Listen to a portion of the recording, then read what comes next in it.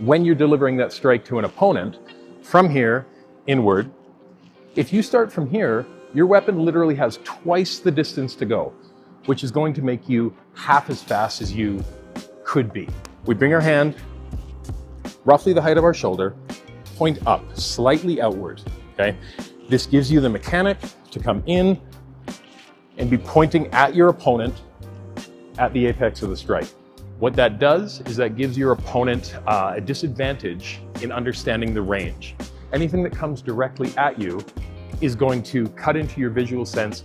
It's going to stop your brain from being able to understand the depth, okay? So we're coming here, we're coming here, we're coming here. Next thing, striking mechanics, knuckles forward, okay? We orient to these knuckles, and that's for transferability of the weapon, okay? If I have an edge, you'll notice that my weapon and my knuckles, the edge is orienting in the same place, right? Where I come 1, 2. And this is where demystifying martial arts, you have to gamify, you have to bring it back to basic sport, right? The rules aren't different for martial arts than they are from any other sport or for any other sport.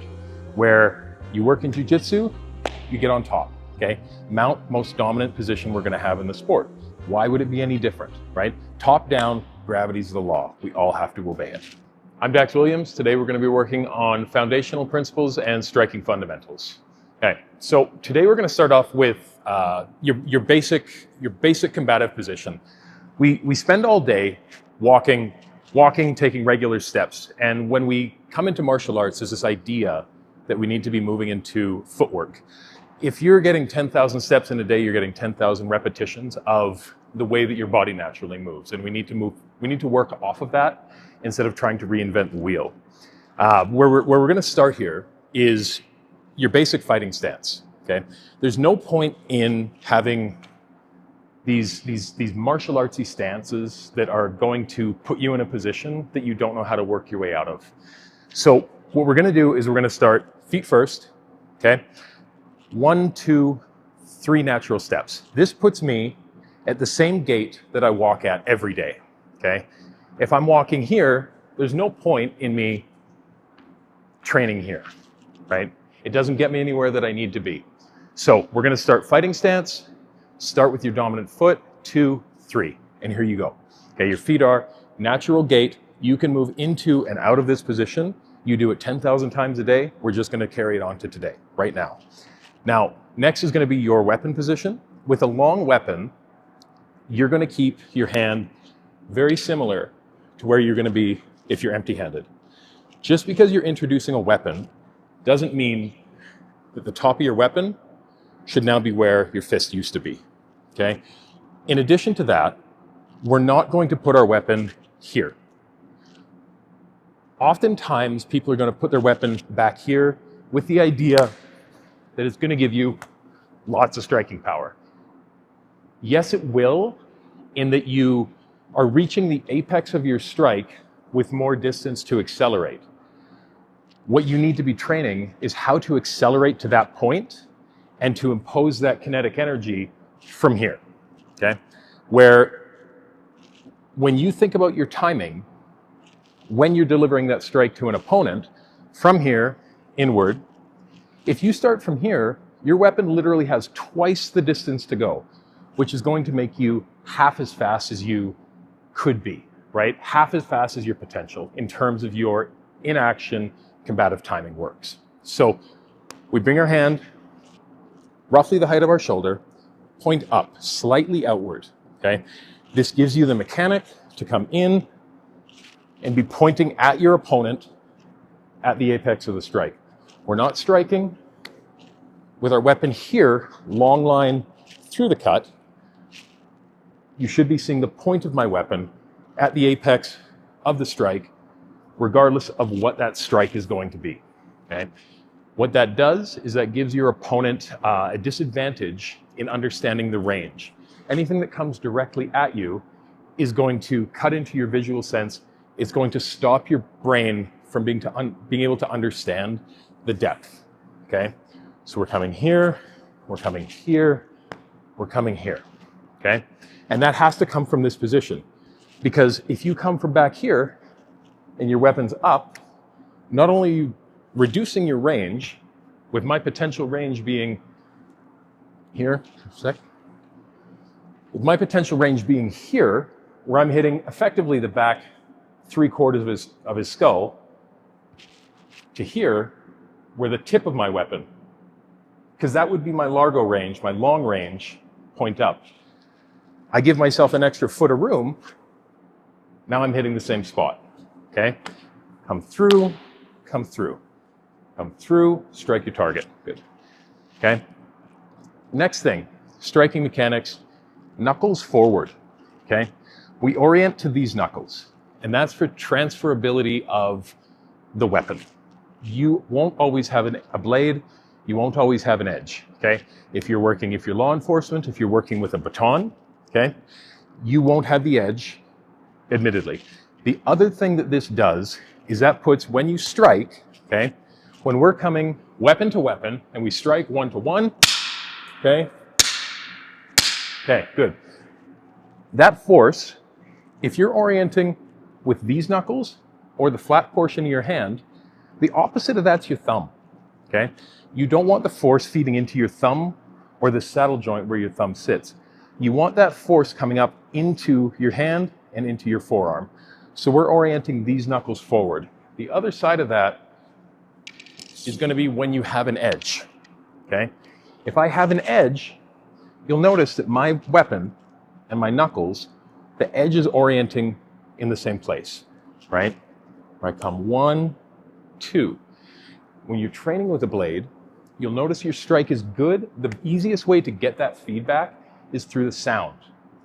When I strike with the flat portion or the first knuckle, you'll hear like a whooshing noise. Okay, it'll go whoosh all the way through. When you strike properly, it whistles, okay? And it'll make a whistling noise all the way through the strike. That's the simplest way for you to understand your blade orientation to your hand and adjust as necessary. For training purposes, typically groups use sticks for safety, okay? There's also the applicable side of that that's gonna make a difference because most people aren't walking around with a long blade, okay? That goes into situational, cultural, legal issues, okay? But for the purpose of training, we're typically gonna most groups train with a stick, and the reason for that is gonna be to maintain the longevity of your training partners, all right? So going back to initial position, 1, 2, 3, weapon near your shoulder, okay? Same position you're gonna be if you're empty-handed, okay? When you strike, orient the point of your weapon to maximize your range. If you're working in close quarters, things are going to adapt a little bit, but the principles remain the same. You don't want to assume that you should be fighting at the lowest level. You should be fighting from the outside inward, because the fight starts as soon as you can touch them, right? So here, I'm outside of range because I can't touch my opponent. Now I'm inside of range because my primary target's going to be his hand. I don't want to fish for his head when he could come in at the same time, right? If I'm coming in, one more time. If I'm coming in head to head, I want you to hit my hand. Right. So if I'm reaching for a primary target, not primary, if I'm aiming for a fatal target, being the core or the head, and his initial target's my hand, he wins. Okay? Particularly when we're talking about edge combat. And edge combat's going to come from long weapon to short weapon. Again, you can make the argument, oh, if you hit me with a stick, I'll be fine. Firstly, no, you won't. Secondly, when it's an edge or a blade, and I target head and he targets hand, again, he wins. Is he in the way? Maybe, okay?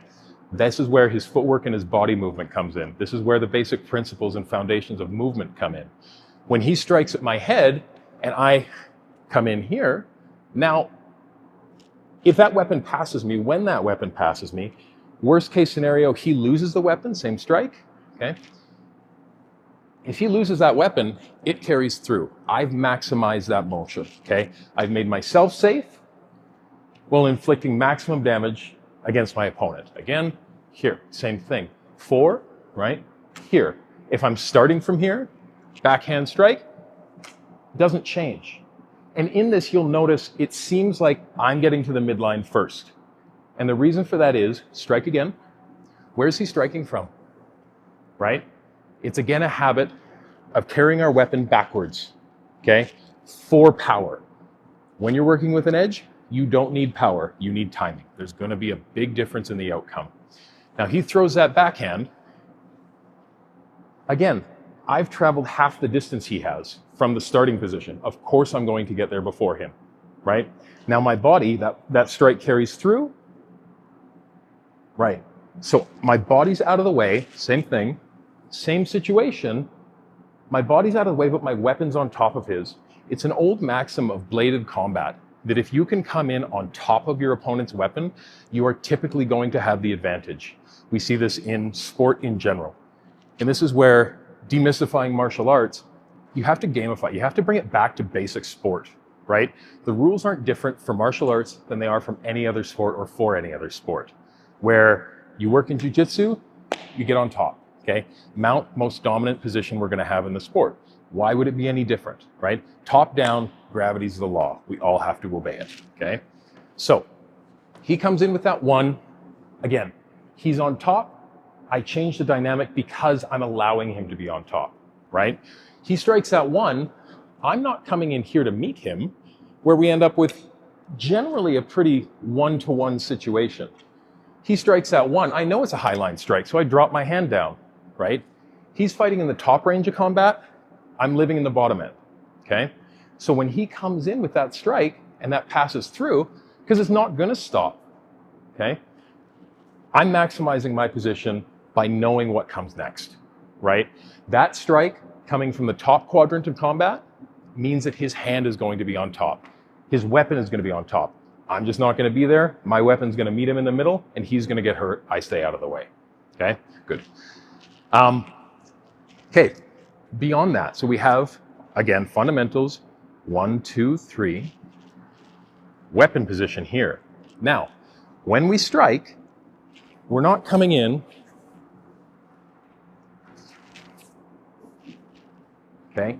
Every moment that your weapons are behind your body, behind this line, is wasted. That's not where your opponent is. If they are there, you're already doing something wrong. You need to move. You need to be addressing them directly, right? So here we are, natural step, good hand position. We come in for our strikes, high forehand, backhand, forehand, backhand.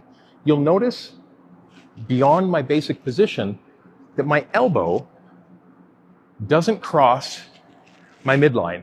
It seems like it does from your perspective, but now if I reorient to here, you'll see that my elbow doesn't cross this line. Your elbow on the right side belongs on the right side of your body. Right? We're coming in here. We're not crossing that midline. We're maintaining that orientation because that's how your body is built to move. Your body works on a principle of contraction from outside to midline. As soon as you cross that midline, now you're in a position of disadvantage. You present the elbow, you put yourself into a contratta position. This is different. This and this are completely different positions. This and this are completely different positions. Partly due to distance of travel, partly due to your internal musculature. We are all built the same. It's not different for you than it is for anybody else. 1, 2, 3, 4. Again, maintaining that orientation of knuckles forward. And it works the same. We maintain the same idea for sticks. This shouldn't change just because you're changing your weapon. You don't reinvent the wheel as you transfer from one weapon to the next. So I know I covered a lot in that. What I want you to take away is your basic body position, your weapon position, and your ability to affect the timing is going to make or break your ability to apply this in a real situation. Because there's things that work in the gym and there's things that work in real life. The things that work in the gym are often directly tied to compliance of your training partners, okay? Where when you all of a sudden, you don't want to find yourself finally up against somebody that isn't compliant, and that's the first time when the chips are down, when you're finally, it's a do or die situation. You don't want that to be the first time that you realize, oh, my striking mechanics are poor. My body positioning is poor. My feet are too long, I can't move. My weapon can't reach them, but it should be able to. So again, position, and range. Those are your primary concepts that you need to understand, and you need to train all the time. Thanks for watching. This video today is brought to you by the Gen 2 Phenolic Collar Sticks. Get yours at budobrothers.com.